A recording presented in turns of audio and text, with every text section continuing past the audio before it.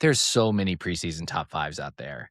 No one, not that people probably want to hear it, but why not just push that back even farther and do more of a Kirkwood and Dunn type top ranking, Yeah. which would be something that we talk about during this. If you've been here during the season, every so often and during the middle of the week, we will do a wouldn't it be hilarious loss or a game. And what the wouldn't it be hilarious is, what would make us laugh the most about a result in a football game? And usually this is going to be teams with high expectations, teams with coaches on the hot seat, teams with uh, a fan base that has a delusion of grandeur. Like it is what would be funny. So we're going to do the top 10. We're going to rotate our picks. I'm going to go first at number 10. And this is the wouldn't it be hilarious if they fell short of expectations next season? So winners of this award in this ranking at the final of the season of this past year would obviously be number one would be Penn State. Yeah. They were top Preseason first in number some one, yeah. preseason one. And then obviously they fired their coach and they were there. Texas would be also in consideration for this. You could argue Alabama would be in consideration for this. Florida LSU. State is a perennial. Yes. LSU. Yeah, Florida State, yes, Florida State is a dominant force in this ranking. Now the question is, do we by the way, we're doing this ranking together. So we can disagree and you can take it, but I'm going to say I'm not going to put Florida State on this list because I think they're expected to be bad. Yeah, they have no expectation of success now. They actually seem like they kind of want it to go poorly. Yeah. So then they can fire their head coach. Yeah, that's exactly what it is. So no, Florida State not eligible this year, although they're going to try real hard to get back into it in future years. Yes. And then there's teams like, last year, Kansas State, you could argue could be on there, from the Ireland trip, but I would never put Kansas State on there because I don't think it's hilarious at all that they were bad. And it's not hilarious to like the average college football. The average college football fan is just sort of like, whatever, Kansas State, fine. Yeah. The only clarifying question I'm going to ask is, are you allowed to do individuals or certain sides of the ball, or does it have to be teams? I think what I mean by teams, but I think you can, the way that it becomes hilarious is because a certain individual or side of the ball doesn't work out, right? Okay, so it would be like, even though we wanted to choose Brian Kelly for the last 3 years, right? It would have to be LSU. Pick LSU, but like that's just your reasoning, Yeah. Okay. I'm trying to think how I'd display it on the graphic because we're going to create a graphic and put it out. Okay, I'm going to go first, and my number 10 is someone who is continually on here for me because the era of which this person was a dominant force in college football was the most self-righteous era of college football, of doing it the right way, of saying NIL is, in his name, image, and likeness is how he built his program. At number 10, I'm taking the Clemson Tigers and Dabo Swinney, that if they come out again, especially after his Pete Golding rant, and go 7-5, 6-6, God forbid 5-7. Yeah. And he gets fired, I will laugh very, very hard. It's very funny because, they won a national title. Great for them. But before that, the era of Clemsoning was top notch. Clemson had built a foundation on blowing games late and having the most incredible collapses that we've ever seen in college football. And we've missed that. I am ready for that to come back. So I think that's a great way to start us off at number 10. There's a lot of candidates here. So yeah, that's the thing is Clemson probably most years is higher, but I don't think they have like huge expectations next season. Like last year, they would have been on the list. It'd been very high and a finalist because everyone like Cade Klubnik alone would have been worthy of the pick. So Yeah, I think Clemson, Dabo Swinney. This is gonna be I think this is gonna be hard because it's like, when do I take I wanna make The sure I big have boys. room to take the big That top boys. 5 is loaded. I know, when do I start taking it? Okay, I'll fill us in with number 9. This is, I think, sneaky. This could get up there.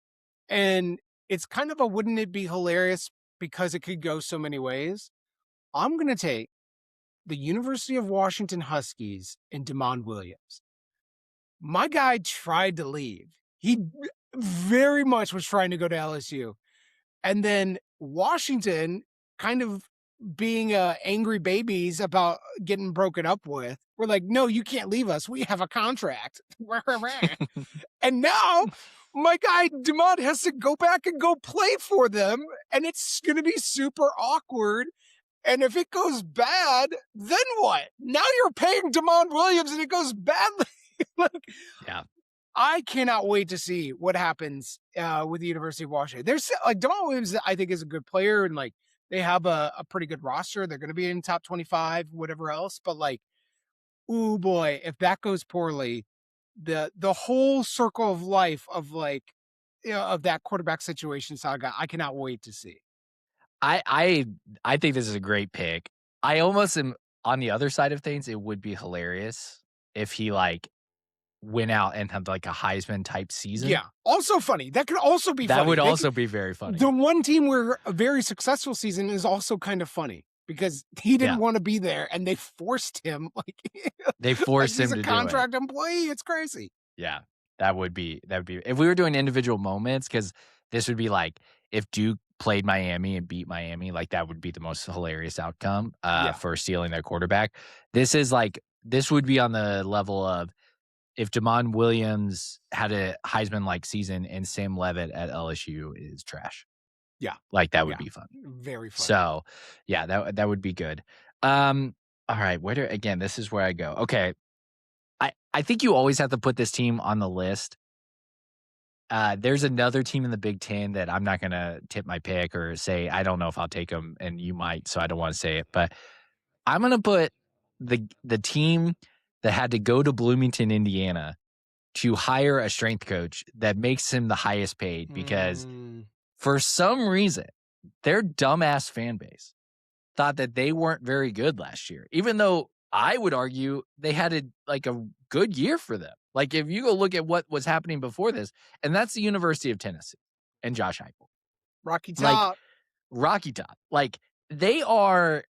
It would be hilarious if the bottom fell out just because they go out and they hire Jim Knowles, who would have to get if the bottom fell out and Jim Knowles is on his 4th team in 4 years next season.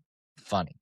Yeah. Josh Heupel, it looks like the Penguin. He looks the least healthy coach in college football right now. Yeah. And then you go and hire Derek Owens from Indiana because you want a little bit of that Kurt Signetti magic. And then it all collapses. And especially if Joey Aguilar comes back and you're forced to start him, even though I think Tennessee, unlike Ole Miss, is kind of like, I hope you lose your court case, but we can't really say that out loud. It's Like, very funny. And like Josh Hoover could have gotten paid a bunch of money last year to go there, and he Yeah. turns him down to stay at TCU. And then he's like, all right, yeah, now I'm going to go to Indiana. And Tennessee Yeah. just like keeps being the last bridesmaid there, like not going home with anybody. I'm ready for the bottom to fall out in Knoxville. And Tennessee is a blue blood of this list. Yeah. Like, they're Yeah. constantly on this list that because of how deranged their fans are and deranged in terms of their expectations for what's to happen, they're constantly on this list. So to watch a meltdown in Knoxville would be pretty funny. Number 7, I think what would be very funny to me, I don't think it's going to happen, but man, I like wanted to. I'm taking Big Blue and the University of Michigan. You got I think it's gifted. go blue, by the way, because I almost started typing Kentucky on here when Yeah, you okay. said that. Yeah. Either way, you got gifted with a criminal case for your head coach who you wanted to fire. And you get gifted by the University of Utah kind of getting stale with their greatest coach ever. Well, I guess Urban Meyer, but like he had a long tenure there. But like You get gifted with these things to bring in somebody stable. You've paid $10 million for Bryce Underwood. And what if you're just bad again? And what if it doesn't really work out? And what if you are no longer part of like the upper echelon of Big Ten football and it's Indiana and Ohio State running the league and Oregon, and you're just back in the middle of the pack with Michigan State with little brother? Oh my God, that would be a hilarious season to me. The expectations are high for Michigan, and there's a good chance they don't meet them. You sold me on that last part of like, what about if it took arguably one of the more like, I'm not a big, like, Connor Stallions is the worst thing that's ever happened to college football type guy, but, like, what about if it was the most corrupt era of college football in terms of just recruiting violations and all this stuff? Because and then you hire Sharon Moore, who is a disaster, and then you realize, like, "Oh, okay, I'm gonna take 2021 or 2022, 2023 out of the picture. What Looks is bad. Michigan as a football program?" And they, like, might be second tier status in the Big Ten. And They just might and be. and championing, like, basically being one of the most overrated programs. Now they had it, they Yeah. got there, but that was like a little 2-year window, and it's looking more like an outlier potentially. So Michigan, great I pick. think they need to win it. Okay, yeah, I like the Michigan pick. Alright, I'm gonna stay in the pinned well, I just gave away my pick. The Big Ten and take, Penn State. And it's only if a certain thing happens. So, talked about K-State grad, watch the Big 12, K-State. Matt Campbell is now that Billy Napier's out of Power 4 football, Matt Campbell is the darling of media types, of just like, this guy's so good. I mean, granted, he won at Iowa State, which is impressive to say the least, because no one wins at Iowa State. Like, they are on the same level as Indiana's like all-time bad football program. And now he goes to Penn State, where everyone knew he wanted to get back in the Midwest, one of those power jobs. Michigan was what everyone thought, which is ironic that the year that Sharon Moore's doing his thing and gets fired, Matt Campbell was available and would have gone, but he goes to Penn State. The only way this is the most hilarious, because we've cataloged their season schedule is Is so so easy, it's a so easy. gift, an absolute gift. And so what Matt Campbell was known for at Iowa State was having good seasons. And right when you thought, "Oh, they could go win the Big 12," or, "Oh, they could make the college football playoff," they'd lose games that you're like, "What the hell did Yeah. they just do?" So I'm looking at Penn State going and winning at Michigan to finish off your wouldn't it be hilarious for the last ranking, but then losing to Minnesota at home, or Rucker at home, or at Maryland. That would Yeah. be the This funniest is outcome. real So, potential. Like, arguably, it's set up differently than what we were going into in 2025. Everybody was like, "Oh, the schedule's kind of soft, and this is the most talented team Penn State's ever had. Everybody's coming back, and like, there's questions at Ohio State and whatever else, and Michigan's starting a freshman quarterback. Like, you really got this set up for you." But in some ways, it's even more set up now for Penn State to have a very, very good year, at least from a record perspective.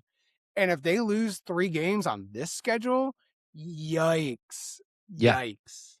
yeah, like, that would be I would laugh pretty hard and use the Connor Griffin, Barstool personality of Penn State, like, where he's in the white suit and he's very excited. Like, I would Yeah. use that video constantly. Alright, we're in the top 5.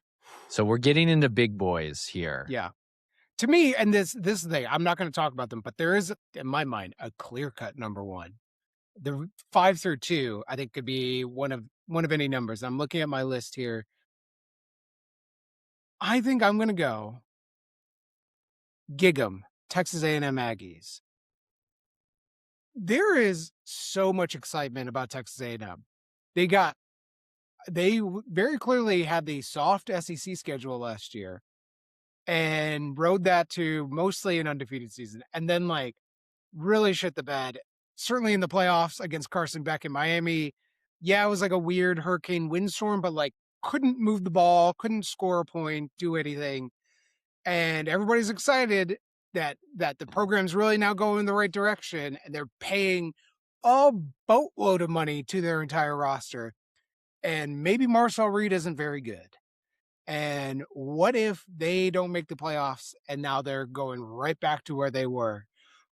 That's 105,000 people at Kyle Field, Kyle Kyle Allen Field, Field. Kyle Field, Kyle Field. Yeah. That are going to be going home with a real sad boy look. So I've got Texas A&M. Wouldn't it be funny if they went right back to where they were, number 5? So Texas A&M is another blue blood of this list. Yeah. Like they are constantly on this list because I want you all to go look at the history of Texas A&M football. They've never won a thing. And back when I was growing up, they were kind of a laughingstock in the Big 12. Like they beat K-State in 98 to knock K-State out of going to a national championship. It was one of my first like vivid college football memories. And it was like seen as like a huge upset because Texas A&M like was kind of a joke.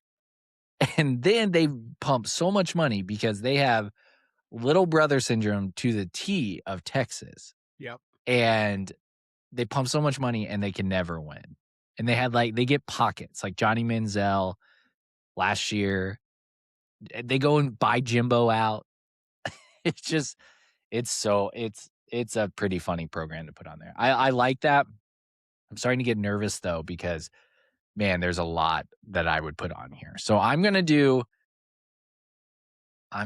gotta take a big boy in my opinion. Like one that I think could go number 1, but I would just want to make sure it's on here, and we'll keep in the state of Texas and put the University of Texas. Yeah. Hook 'em. So Tim's national championship pick last year, University of Texas. Not only do they not make the playoff, but they have the most hyped quarterback in maybe college football history. Yep. Who wasn't good for the majority of the season. He looked a little bit better by the end of the year, but he wasn't good at the majority of the season.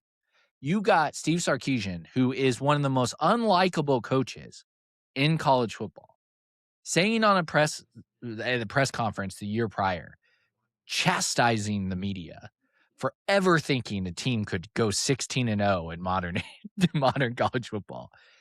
And then Indiana does it. Then they go out this year. They say bye to guys like Parker Washington. They clearly kick players off their roster and go spend millions of dollars on guys like Cam Coleman. They try to go get Bray Lynch from Indiana. They were down to Joe Brunner, like Wisconsin transfer that went to Indiana over there. Like they are trying, even though they've spent millions on offensive linemen. They hire Will Muschamp to come back and be their defense coordinator. It would be hilarious. And it's only hilarious if they don't make the college football playoff. If they make the college football playoff and lose, like I don't think it's as funny. Yeah. It's only if they do like a similar thing where they like go lose to Florida again. Like that was one of our wouldn't it be hilarious games this past season. I think Texas has to be on this list going into next year. I agree. I think that's great because it would be so funny if the best season they had was like a janky shoulder Quinn Ewers season. And that's like all the money, a guy investment that no one made. wanted to like. They wanted Quinn Ewers to leave. Yeah, everybody wanted freshman Arch to be playing, and we'll see how it goes. But that's a very, very funny pick. Number 3, and I think we're in a clear top 3 now. I said there was a clear number 1, so we'll see if you pick them at number 2. But my number 3, I think it's great. Mario. What if the U falls down? It goes nowhere near the playoffs, doesn't win the ACC again, loses horrific games to like Pitt or North Carolina or something else, Darian Mensah is not a savior, and they tried to poach him in the middle of the night. You got nothing but Malachi Tony trying to create lemon out of lemonade or lemonade out of lemons. I'm so bad this morning. It's I'm ready for Miami to blow games and have a terrible like 8-4 season, 7-5, something else. Like the Miami fans, it has been so great over the past couple weeks. Like we'd win that game 70 times. Like, we're coming for you. Like this, we're already back. And the national media is all like, oh, Mario's got that thing cooking now. Mario's been recruiting people since day one. Like he's been getting talent. The problem has been Mario. The problem has Yeah. been the coaching. So Yeah. that's still there. I am ready for, and they had pretty high preseason expectations last year. They're going to have them now, especially when that balloon deflates this year. That's going to be a very, very funny season. Even if they go to the national championship game again and they don't win the ACC, like Could that will also be be funny. hilarious. Yeah, Yes. like that program. So this, I think selfishly, I mean, I got to make the next pick. So I'm hoping I understand number one, or if we leave a team that I think is a This would be 1-1, really funny. it's going to be really bad on our part. And now I'm looking at the list and going, oh man, there are people on here that would be bad if we left off. But we'll discuss that after. But this one easily, if you would have been like, this is 1-1, I would have taken it. I think this is like a recency bias Yeah. thing, right? Because their fans are so coming at us that like they should have won the game and blah blah blah. That I'm like, yeah, I hope you guys go 8-4 next season, and it's funny. Um, so I think that's a great pick. I almost, if you wouldn't have taken it at 3, I definitely was taking it at 2 because I think I know who you're taking 1. So now it comes down to number 2, and Yeah. this is really tough, and I'm gonna have to like probably if I take the one that you don't think I'm gonna take, I'm gonna have to rationalize with you about this, and I'm a little worried for us in the Big Ten and listeners of this won't necessarily think this is as good. And there's another program in the Big Ten that I would consider for this spot. But I don't think it would be as funny because one, I just don't I probably don't have as much vitriol or because it's usually down to like coaches I can't stand Yeah. and or like say dumbass things and I just want them to lose. So my number 2 is gonna be University of Southern California, USC. Oh my God. Wow. I Oh. Lincoln Riley, the way that he shot himself out of Oklahoma to go out to Yeah. Southern California, the way that he takes Caleb Williams and has a decent season the first season, but then they go like didn't they go like 8-4 or 7-5 with Caleb Williams the next season? Yeah. I think it was 7-5. Yeah. Yeah. It was bad. They had a bad year. And on top of that, they go and according to every recruiting ranking or whatever, they're like the number 1 class. But they lose so many guys in the transfer portal. Like, it literally is like, we're not paying any retention. We're doing that. And he hires Gary Patterson as his defensive coordinator. Like, USC's hype train is going to be off the charts next season. Yeah. And it is like make or break for Lincoln Riley, who cannot win a game past the Rocky Mountains. Lincoln Riley and USC has to be on this list. And I know there's going to be teams that we're going to be like, man, I probably would have dropped X team late Yeah. to put this team on there now. But I cannot do this list without thinking of Lincoln Riley. I thought about them when I took Washington at 9. Because I have less vitriol for Lincoln Riley as you do, but it is going to be potentially funny if it doesn't work out because they all kind of were like, all right, well, let's give him some time. Let's make sure we got the money aligned. He got his quarterback in Maeva, all those things. And it seemingly is like Lincoln Riley is just making the wrong choices again and again and again after hitting on quarterbacks and doing well at Oklahoma. So now I'm left at number 1. To me, there's 2, and then we're gonna leave off a team here that absolutely should have been in there. But I'll have to pick the number 1 team. Yeah. Gosh. The answer is nope. I can see you type it. I can see you type it on the list. I'm gonna leave them off. I'm gonna take LSU. What? I have to. No. What? You have to. You You just have ruined to. our whole ranking. You Oh have to. my! We need to No. record this. No. We need to re-record this. You ruined it by This is taking USC. outrageous. You ruined it by taking USC. Oh Notre my. Dame was the clear number one. My. Like LSU should have been taking number 2. No, did Notre Dame take Notre Dame? I No. thought you were taking Notre Dame. We said there's a clear number 1. Like, Yeah, are you kidding me? Then take the clear number 1. LSU has to. I agree. If they're a team that Lane I would take Kiffin Texas A&M off. I would take Michigan off for entire LSU. college football season. But oh my, Notre, like how can you not have Notre Dame on this list? I'm looking at you with the number 2 pick. Yeah, you got to get USC in there. I made the case for how could you leave off Lincoln? How could you leave off Lane Kiffin? How could you leave off Lane Kiffin? I thought you were going to give me a hard time because I think it's worth it. Like Alabama, like that would be funny if Alabama completely tanks next year because their fans are going to be ridiculous. And I was like, yeah, for the content. How can you leave Notre Dame off of this? How? They are the clear 1-1. You have to take them clear 1-1. I thought that was a protected pick. That you would be mad at me for number 2. You thought you'd be mad at me for number 2, but it's Fernando Mendoza of picks. Like you're taking Notre Dame 1-1. I personally, Tim, do agree that Notre Dame is number 1 and is like that is funny. Let me explain, Trent. Shut up. Let me explain. I do think it would be very funny with Notre Dame's soft ass schedule that they create on their own with their fucking TV contract if they are bad and miss the playoffs. I do think that would be very funny. That would be super hilarious. Except Lane Kiffin quit on his playoff team to go take the LSU job. They were spending money like nobody's business recruiting quarterbacks in. They've been doing the whole thing at LSU thinking now is our time to go run over the conference. And if they falter, that's really funny. I could see a world where Notre Dame loses to Miami next year and doesn't have a good win, but maybe CJ Carr is kind of mid and like they just kind of have a disappointing season. I personally think that's funny.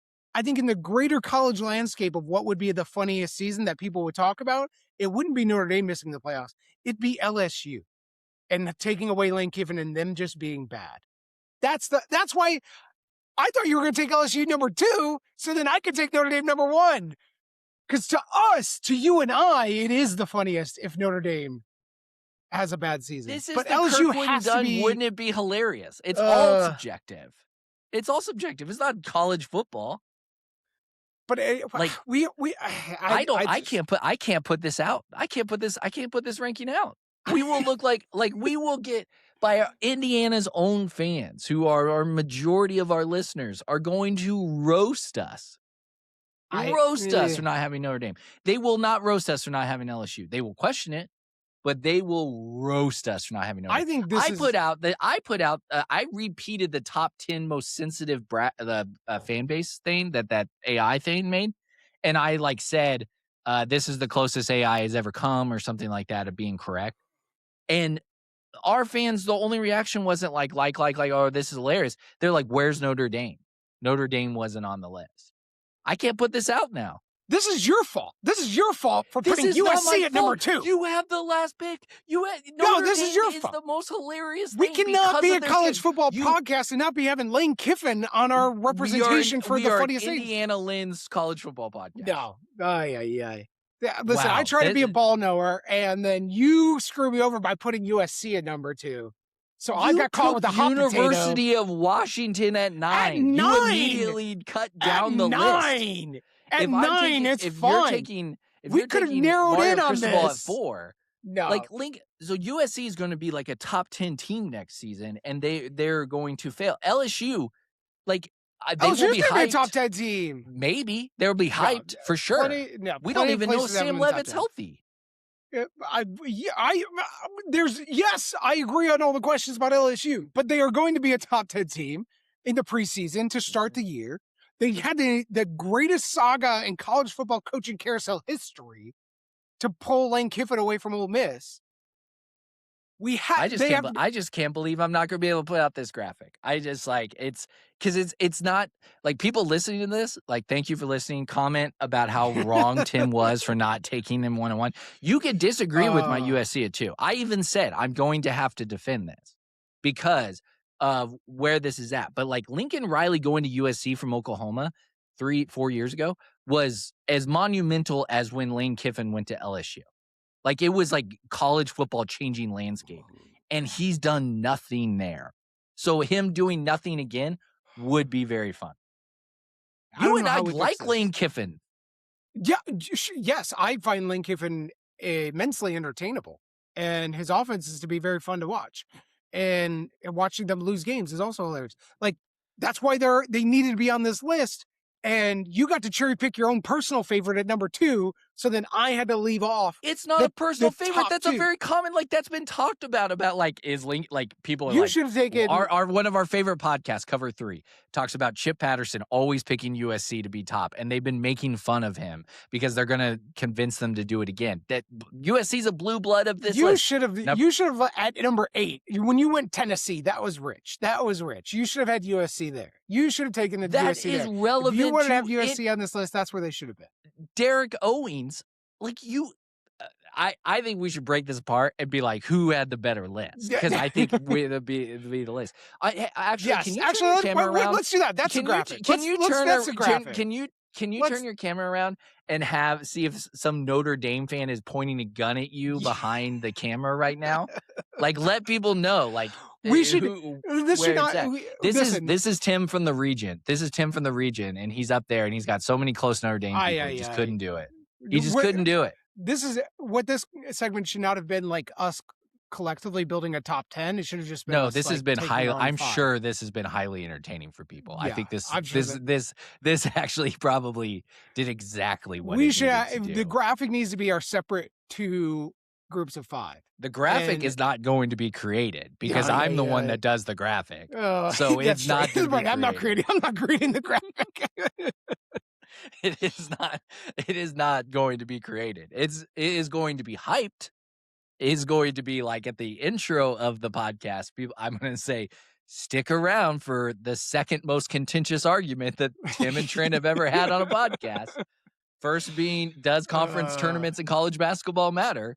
Yeah. And it's going to be there. But that is just wild. Listen, we will have a full episode to dedicate to Notre Dame and their preseason expectations. There's plenty to talk. We're going to get to that, but this was a coordination problem between the two hosts. I think that's what honestly, I think that's what made it good. I'm not going to put it out only because context matters, right? And it would have been, it's going to be really hard. Even Notre Dame aside, I almost took Alabama at number 2 because or Georgia because of like fan base delusion. Like, the one thing about USC being on this list, I could put out this ranking and there wouldn't be a chirp from USC fans. Exactly, none, because there's 6 fans. It's They like don't Will care. Ferrell, and that's it. Yeah, so like there is that was, from a content perspective, a bad move by me by putting USC. But I think USC, it would be hilarious. Other honorable mentions: Nebraska. Even though I think they're going to be bad, so like they think they're going to be bad, but it always would be funny if Nebraska is on this list. Another random one, Louisville, like losing a game they shouldn't, like having another 10-2 season, losing the games they shouldn't. That'd be really funny. I've got Florida. Yeah. I mean, they don't have as much in terms of high expectations, but it's like, oh, you got rid of DJ Lagway, you got rid of your coach, and what if you're just still bad? And you have all the resources, everything in the world. You got spurned by Lane Kiffin. Like, Gator Trump is not very vicious anymore. So Florida is a contender here as well. They're a little bit like that University of Michigan pick you have. Like, if they're bad again, like at some point, are you just not a very good program? Yeah. The one pick that I thought you were going to say, or that you were going to get mad that I didn't take, was Oregon. Like, if Oregon doesn't win a national championship again. if Oregon just can't even like have a close playoff loss, like Oh I'm yeah, ready. If Oregon loses by 45 in another playoff game, I'm going to be crying, laughing in yeah. next January. It's going to be so funny. That's why I took. I was between Oregon and USC for my number two. Yeah. The LSU didn't even really enter my mind through most of this. Uh, yeah, I would take back. I wouldn't take back the University of Tennessee. I'd probably keep them on there, but I would take back the Penn State at 6 pick. Looking at my own picks and go, oh, I wish I would have taken. I mean, you could argue, okay, take Texas there or USC there or whatever, but um, I would take But that they, back. yeah, they were part in my mind. They were going to be on this list. Penn State was. Um, I think You know who else was in my mind was going to be on this list? Notre Dame, Notre Dame. Marcus Freeman. Yeah.